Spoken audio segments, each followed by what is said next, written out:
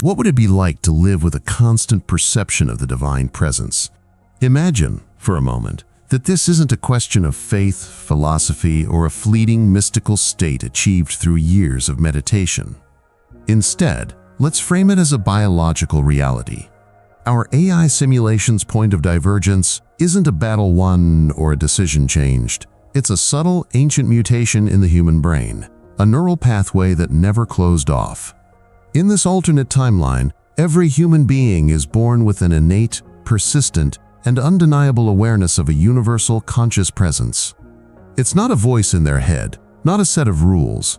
It's a feeling, a constant, background hum of connection, as fundamental as the sensation of your own heartbeat or the air filling your lungs. It's the core premise of our exploration today: direct communion. What happens to humanity when the search for God is rendered obsolete because God was never lost in the first place? Let's step into the simulation. The first thing you'd notice isn't some grand celestial vision. It's the quiet, profound texture of ordinary life. Waking up in this world would be a fundamentally different experience. As sunlight spills across your floor, you wouldn't just see light. You would feel its essence as a warm, benevolent greeting. The sensation would be palpable, a gentle pressure of pure affirmation against your skin. The morning chorus of birds outside your window wouldn't just be a sound. It would be a complex, joyful harmony you feel in your bones, a celebration you are intrinsically part of. Making a simple cup of coffee, the aroma would carry with it a sense of nourishment, of the earth's generosity made manifest. In our timeline, we chase these moments of profound connection. A breathtaking sunset, a piece of music that moves us to tears, and we label them spiritual experiences. In this world, that level of connection is the constant, unwavering baseline of consciousness. The butterfly effect of this single change is staggering because it rewires the very source code of human motivation and fear. This constant, ambient awareness of the divine completely dismantles the concept of existential dread. The gnawing emptiness, the fear of a cold and meaningless universe that has haunted our philosophers and artists for millennia, simply does not exist here. It's a phantom pain from a limb this version of humanity never lost. Think about how much of our culture, our drive, our very identity is built around filling a perceived void. Here, there is no void. The consequence is a psyche that is fundamentally whole, not broken. The idea of belief becomes a curious artifact. Why would you need to believe in the sun when you can feel its warmth on your face every single day? Faith in this context is replaced by a direct, empirical knowing. This isn't an intellectual understanding, it's a lived, sensory reality. The cascading consequences of this psychological shift are immense, reshaping everything from mental health to the very purpose of art and community. But if this direct, personal, and constant communion is the universal human experience, it raises a monumental question that ripples through the very structure of civilization. If every individual is their own conduit, their own sacred site, then what happens to the institutions we built to mediate that connection? If the divine presence is felt in the whisper of the wind just as strongly as in any cathedral, what is the purpose of the cathedral? This is where our simulation begins to reveal a world so radically different from our own.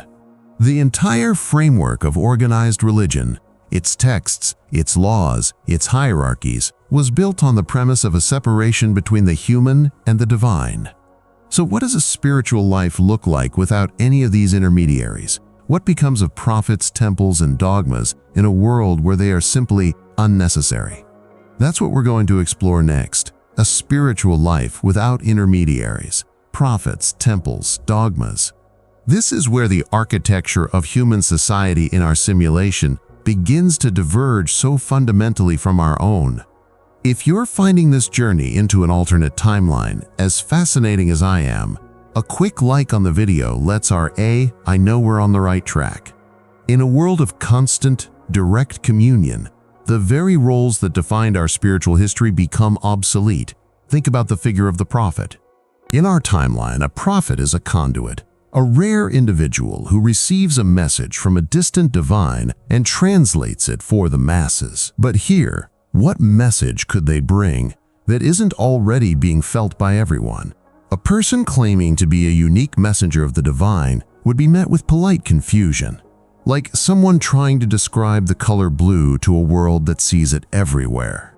The AI simulation shows us figures we'd recognize: Jesus, Muhammad, Buddha, not as founders of religions, but as what we might call wisdom harmonizers. They are revered not for having an exclusive connection, but for their exceptional gift of articulating the nuances of the connection everyone already shares. Their words aren't scripture, they are poetry, profound observations that help others tune their own perception more finely. Their teachings are cherished as brilliant commentary on a universal experience, not as an infallible rulebook. And if there are no exclusive messengers, then the need for exclusive places, temples, cathedrals, mosques, simply evaporates. Why construct a multi-million-ton stone building to feel a presence that's just as potent in the morning mist or the laughter of a child? This is one of the most visually stunning cascading consequences our simulation reveals. The skylines of this alternate timeline are not pierced by spires and minarets. Instead, the immense wealth, artistry, and generational labor that our world poured into religious monuments are channeled elsewhere. Architecture itself becomes an act of reverence for connection. Cities are designed with vast, open green spaces, buildings made of glass and living wood that blur the line between inside and out.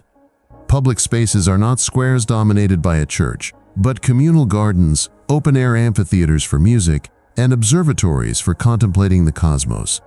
The AI generates images of a, quote, community hub in what would be our Rome. There's no St. Peter's Basilica. In its place is a sprawling complex of interconnected greenhouses, libraries, and quiet, sun-drenched courtyards, all designed to facilitate human connection and a deeper appreciation for the natural world. The sacred isn't contained within four walls. It's invited into every aspect of life. The sound of a city isn't the tolling of church bells, but a symphony of wind chimes, flowing water, and human conversation. This leads us to the most profound shift: the complete absence of dogma. Dogmas are rigid sets of beliefs, the unshakable truths handed down by a religious authority. They are the software that runs the hardware of religion. But in this reality, any attempt to codify the divine experience would feel like trying to bottle the wind. How could a committee or a council create a creed about an experience that is deeply personal, sensory, and constantly unfolding for every single individual? Morality in this world doesn't come from a stone tablet or a sacred book. It arises organically from the core experience of connection itself. The AI simulation suggests that the fundamental ethical question isn't, is this a sin, but rather, does this action create harmony or discord? Harming another person isn't a transgression against a distant, judgmental God. It's an act of vandalism against a universal harmony that the perpetrator themselves can feel. The guilt is immediate and palpable, a jarring, discordant note in the symphony of existence. The butterfly effect is staggering. Without dogma, there is no concept of heresy. Without heresy, the very fuel for religious wars, inquisitions, and sectarian violence is removed from the engine of human history. So without the pillars of prophets to interpret, temples to gather in, and dogmas to unite under, the very idea of an organized religion as we know it becomes impossible. The individual institutions crumble because their foundations were never needed. But does the absence of these structures lead to spiritual chaos and a society of disconnected individuals? Or does it counterintuitively pave the way for a deeper, more authentic kind of unity? A unity without separation. That's the next fascinating cascade we're going to explore. The end of organized religions. Unity without separation. This is where the simulation reveals one of its most counterintuitive and beautiful cascading consequences. In our timeline, we often think of religion as a primary source of social cohesion. It gives us a shared identity, a common moral framework, and a sense of belonging. But it's a double-edged sword, isn't it? That very same mechanism that creates an in-group automatically creates an out-group. For every us, there must be a them. This single dynamic has been the justification for countless wars, genocides, and centuries of suspicion. In this alternate timeline, without the formal structures of religion to draw these lines in the sand, humanity finds a different kind of unity, one based not on shared beliefs, but on a shared experience. The absence of religious labels like Christian, Muslim, or Buddhist doesn't lead to a bland, homogeneous world. Instead, it allows for a more vibrant and less threatening form of cultural identity to flourish. The political butterfly effect here is seismic. Think about the concept of a holy war. It's a powerful tool for mobilizing a population, justifying conquest by framing it as a divine mandate. The AI simulation shows us the period of our crusades, but the events are almost unrecognizable. The conflicts between the European and Middle Eastern powers still happen. They are driven by economics, territorial ambition, and political power, as they always were in part.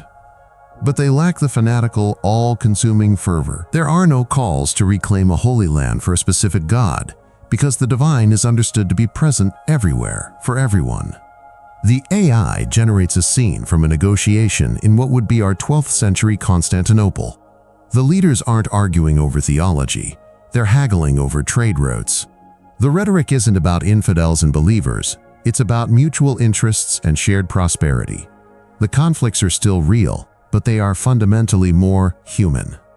They are about greed and fear, not about God's will. And because of that, they are more easily resolved. The idea of fighting to the last man for a theological principle that doesn't exist is seen as utter madness. This unity, without separation, reshapes the very texture of society. The AI visualizes a global tapestry of cultures that are distinct and proud, yet deeply interconnected. Imagine a Silk Road that is not just a conduit for goods, but a celebrated highway of cultural and spiritual exchange. A traveler from what we know as China arrives in Persia. In our timeline, they might be met with suspicion, their different spiritual practices seen as strange or heretical. Here, the simulation shows them being welcomed with profound curiosity. The local community gathers not to convert the traveler, but to ask, how do you feel the connection in your homeland?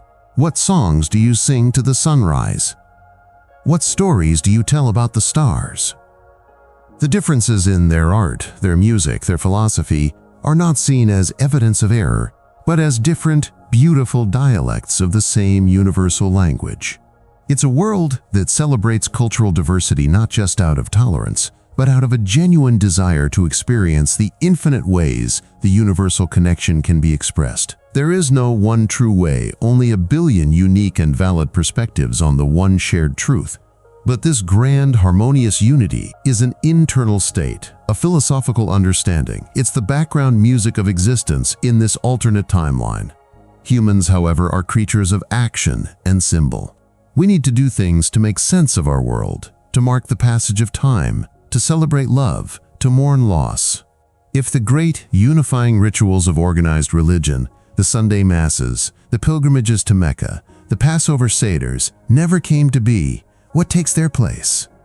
How does a society express its spiritual life in a tangible, communal way without the script of a holy book or the direction of a priest? That is where this world gets truly creative, developing a spirituality woven directly into the fabric of everyday life. Natural and spontaneous rituals, everyday spirituality becomes the beautiful, logical answer to how this society expresses its soul. In our timeline, we're accustomed to a clear separation. There's the sacred and the profane, the holy day and the workday, the space inside the church and the world outside. Ritual is something scheduled, prescribed, and often performed by a specialist. But what if that entire framework never existed? What if spirituality wasn't a destination you traveled to, but the very ground you walked on? This is one of the most profound cascading consequences our AI simulation reveals. A world where ritual is not an act of religious obligation, but a natural human response to the ever-present sense of connection. The AI generates a scene that at first looks utterly mundane. It's a small coastal village at dawn. The light is still that soft, pre-sun gray, and the air smells of salt and damp earth. A group of people, men, women, children, are gathering on the shore. There's no altar, no priest, no sacred text being read. They simply stand together in silence, facing the horizon where the sea meets the sky. As the first sliver of the sun breaks through, a low, collective hum begins. It's not a specific chant or a known hymn. It's a sound that seems to rise organically from their chests, a shared note of acknowledgement for the day. A few minutes later, the sun is up, the hum fades, and they turn to each other with small smiles, patting shoulders before heading off to mend nets or tend to their homes. That's it. That's the ritual. It's not about worshiping a sun god. It's about attuning themselves, as a community, to the rhythm of the universe.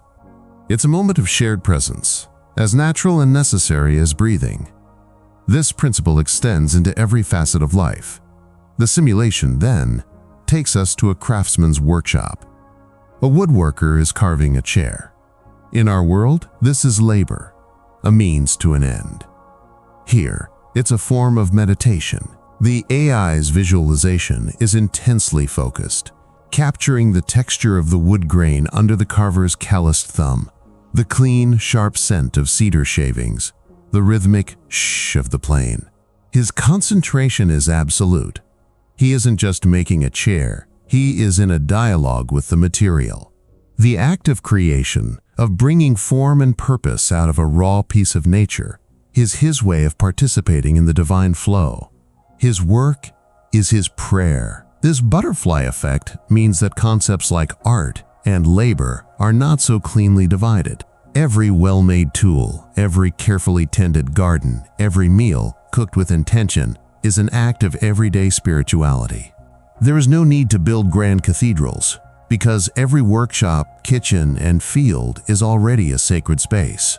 Even the great markers of time, birth, death, the turning of the seasons, are observed with a deeply personal and spontaneous spirit. The AI shows us a harvest celebration. There are no prayers to a fertility god or formal thanks to a celestial provider. Instead, there's a massive, joyous feast. The ritual is the act of sharing the bounty. People tell stories of the planting season. They sing songs born from the year's experiences, and they honor the oldest farmer not as a priest, but as the one with the deepest knowledge of the soil. The joy itself is the offering. The community's gratitude is expressed not through words directed at an unseen entity, but through the tangible act of feeding and celebrating one another. These rituals are alive, constantly evolving with the community that practices them. They are powerful, not because they are ancient and unchanging, but because they are immediate, authentic, and born from the shared human experience in this alternate timeline. But these rituals of community, of work, of nature, they are all external expressions of an internal state. They are ways of connecting with the world and with each other. What, then, is the most direct, the most personal, the most overwhelmingly powerful ritual of all? What is the one human experience that even in our world feels transcendent? It's the connection between two people. And in this world, that connection is seen not just as an emotion, but as the ultimate channel to the divine itself. Love as the channel for communication with the divine becomes the most intimate and powerful ritual in this alternate timeline. We've seen how work, nature, and community gatherings are transformed into expressions of everyday spirituality. But those are, in a sense, external practices. They are about connecting with the world around you. What our AI simulation reveals next is the transformation of the internal world, where the most profound human emotion becomes the ultimate spiritual interface. In our timeline, we often describe falling in love in spiritual terms. It feels divine, transcendent, like destiny. But these are metaphors. In this world, it's not a metaphor. It's a literal description of the event. The connection between two people is understood as the primary, unmediated channel through which the divine is experienced and communicated. The simulation renders a scene of stunning simplicity. An older man and woman are sitting on a porch, watching the evening light fade. They aren't speaking. The woman reaches out and simply rests her hand on his. The AI visualizes what they are feeling. It's not a psychic projection, but a representation of their shared state. A soft, warm resonance seems to flow between them, a silent hum of perfect understanding built over a lifetime of shared moments. In their gaze, there is no need for words. They are not just two people who love each other. They are two consciousnesses witnessing the divine spark within one another. This moment of pure, unconditional presence is their prayer. It is their communion. The butterfly effect here is staggering. In a world like this, romantic and platonic love are not just goals for personal happiness. They are considered essential practices for spiritual development. To truly know another person, in all their complexity and flaws, is to come face to face with a facet of the universal whole. This completely rewrites the rules of relationships and morality. Concepts like marriage as a holy sacrament, officiated by a priest, simply don't exist. The sacred bond isn't forged by a ceremony. It is the moment of deep, mutual recognition. A relationship's legitimacy comes from its authenticity, not from a public declaration. Consequently, the greatest moral transgressions are not violations of chastity or fidelity as defined by an external code. The greatest sin is to pollute this sacred channel. Deception, manipulation, emotional dishonesty, these are seen as acts of profound spiritual desecration. It's not about breaking a rule written in a book. It's about actively creating dissonance, static, and pain in the very connection that is meant to be a conduit for the divine. This creates a society where emotional intelligence and radical honesty are not just virtues, but spiritual imperatives. And this channel isn't limited to romantic partners. The AI shifts its focus to a young father bathing his infant daughter. The scene is filled with the scent of soap and warm water, the sound of soft splashing, and the baby's happy gurgles. The father's attention is total. As he gently supports her head, his expression is one of overwhelming awe and fierce protectiveness. In this timeline, this is understood as him participating directly in the creative, nurturing aspect of the divine. The unconditional love a parent feels for a child is seen as a pure, unfiltered expression of the universe's own life-giving force. This love, in all its forms, the bond between siblings, the deep affection between friends, the sense of responsibility for one's community, is a spectrum of divine communication. Each authentic connection opens a unique channel, revealing a different aspect of the whole. Art, music, and poetry in this world aren't about longing for a distant God. They are manuals, celebrations, and explorations of finding the God right here, in the space between two open hearts. This intense focus on the personal connection as the ultimate spiritual experience is the cornerstone of this society's inner life. It's how the individual directly touches the fabric of existence. But human beings are not solitary creatures. We are a collective. If one loving bond is a single, beautiful conversation with the divine, what happens when millions of those conversations are happening at once? What kind of a world is built upon a foundation where every individual is a potential source of revelation? If truth is found in connection, then a network of connections must lead to a greater, shared truth. This is where the individual experience scales up to create a new form of society-wide consciousness, leading us to our next point of exploration: collective wisdom as a continuous revelation. Collective wisdom as a continuous revelation becomes the natural societal scale expression of all those individual channels of divine love.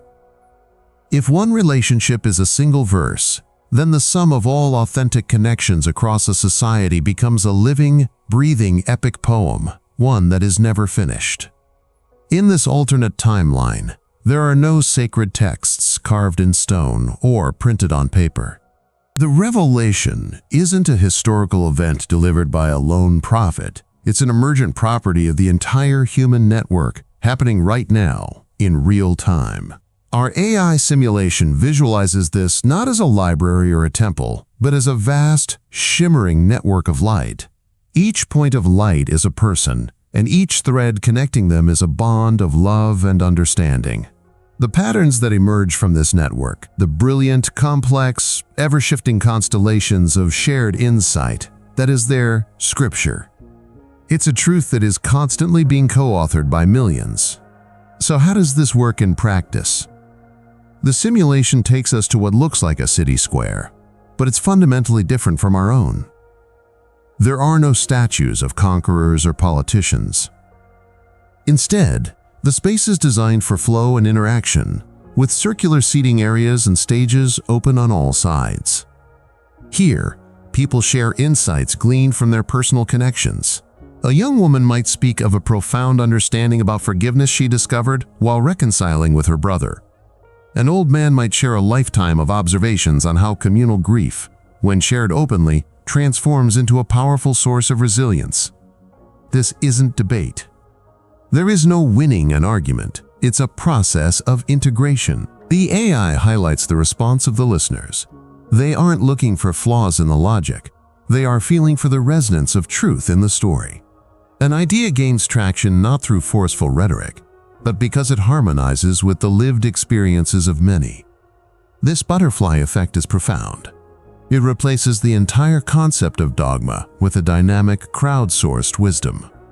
Art, public discourse, and even city planning are all geared towards one goal: to better capture, express, and integrate these evolving truths. This completely dismantles traditional power structures.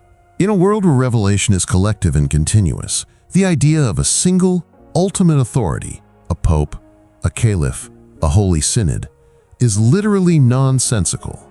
It would be like one water molecule declaring itself the entire ocean. The cascading consequences of this are staggering. Leadership in this society isn't about command, it's about curation.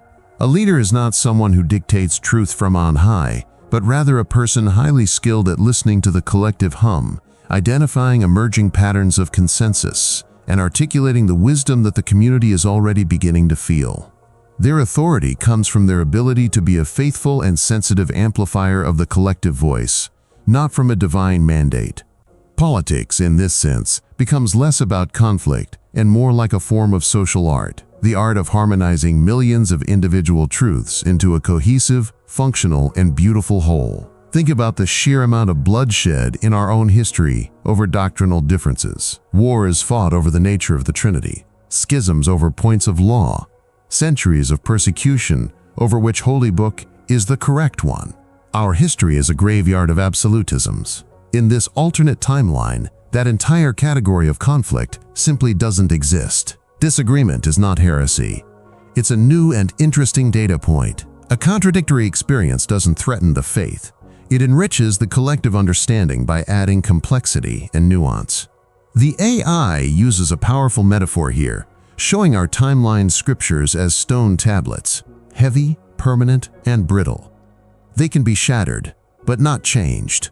It then shows their collective wisdom as a great river, always flowing, adapting to the landscape, absorbing every new stream, and impossible to shatter. It is a system built for resilience and growth, not for static purity. This constant flow of shared insight creates a society that is fundamentally self-correcting and compassionate. But if the collective moral compass is always recalibrating based on empathy and shared experience, what does that mean for the individual's most primal fears? In our world, so much of religious morality is built on a foundation of reward, and more importantly, punishment. It's a system of cosmic law, enforced by the terror of eternal damnation. But in a world guided by this ever-evolving, compassionate collective wisdom, what happens to our most primal motivator? Fear. What becomes of the human psyche when the entire architecture of eternal punishment is simply gone? The absence of the fear of hell and the flourishing of the inner self is not just a consequence. It's a complete re-engineering of what it means to be human, and that's where our simulation takes us next. The absence of the fear of hell and the flourishing of the inner self is not just a consequence. It's a complete re-engineering of what it means to be human, and that's where our simulation takes us next. For millennia, in our timeline, the architecture of the human soul has been built around a terrifying abyss. The fear of eternal damnation wasn't just a theological concept. It was the most powerful tool of social control ever devised. It was the chilling whisper in the back of a child's mind, the subject of horrifying and magnificent art from Bosch to Dante, the justification for crusades, inquisitions, and the brutal enforcement of moral codes. This fear created a deep internal conflict, a war between our natural impulses and the terror of divine retribution. We were taught that our inner world was a minefield of sin, a place to be policed, suppressed, and confessed, lest a single misstep lead to an eternity of torment. It's a psychological weight so immense and so foundational to our societies that it's almost impossible to imagine life without it. But in this alternate timeline, that weight is gone. The entire concept is absent. The butterfly effect of this single omission on human motivation is staggering. When morality is decoupled from punishment, it has to find a new anchor, and it does, in connection. The simulation shows us that in this world, the drive to be good is not an extrinsic act of obedience to avoid pain, but an intrinsic act of artistry to create harmony. Think of it this way. A musician in an orchestra doesn't play the right notes out of fear of being electrocuted for a mistake. They do it because they want to be part of the beauty, to feel the resonance of their instrument contributing to the magnificent whole. That is the moral compass here. An act that causes harm to another is not a sin that stains the soul for eternity. It is a moment of profound dissonance, an ugly, jarring note that disrupts the collective music. The motivation to correct it comes from an innate desire to restore harmony, not from a fear of a cosmic warden. This fundamental shift allows the inner self, so long a battleground in our world, to truly flourish. Our AI simulation takes us inside what we would call a courtroom, but the scene is utterly alien. There is no raised bench for a judge, no adversarial prosecution and defense. Instead, we see a circle of people. In the center is an individual who has caused a deep communal rift. The goal here isn't punitive justice, it's restorative understanding. The questions are not, what rule did you break? But where did your connection to us break down? What pain or isolation led you to create this dissonance? The process is a form of deep collective therapy. The resolution isn't a prison sentence, but a co-authored plan for reintegration and healing the tear in the social fabric. Art, too, is transformed. Their galleries are not filled with depictions of Judgment Day or the agonies of the damned. The AI generates images of their art, vast, abstract canvases that pulse with light and color, mapping the complex topographies of emotion, the radiant gold of shared discovery, the quiet, deep blue of personal loss, experienced as a profound ache, not a punishment, the intricate, shimmering threads of a relationship being mended. It is art that explores the soul, not that warns it. This creates a society that champions a kind of radical psychological honesty. Without the internal censor programmed by the fear of sinful thoughts, the mind is no longer a dangerous labyrinth to be navigated with caution, but an open frontier for discovery. People are encouraged to explore the full spectrum of their consciousness, their darkness, not as a source of evil, but as an unintegrated part of the self that holds its own wisdom. The simulation shows us spaces that look like contemplative centers, where individuals use light and sound to map their own inner worlds, sharing their discoveries with others not as confessions, but as fascinating new data points on the human experience. This is the ultimate cascading consequence of this point of divergence, a humanity that is not at war with itself. The inner self is not a source of temptation to be overcome, but the primary wellspring of creativity, insight, and connection. So here we have a humanity where the divine is perceived as a constant, loving presence, not a distant judge. Their moral code is a dynamic, empathetic song of collective wisdom, not a static list of rules enforced by terror. And their inner lives are vast, open territories for fearless exploration. The traditional pillars that define religion in our world, dogma, authority, and fear, have all been replaced. But if you strip all that away, what is left? You are left with the core experience itself, the raw connection. In our timeline, we call a brief, overwhelming flash of that connection a mystical experience, a rare, peak event, a lightning strike of insight reserved for a few. But in a world built entirely on that connection, what does it become? The mystical experience as a part of common life is not just a possibility.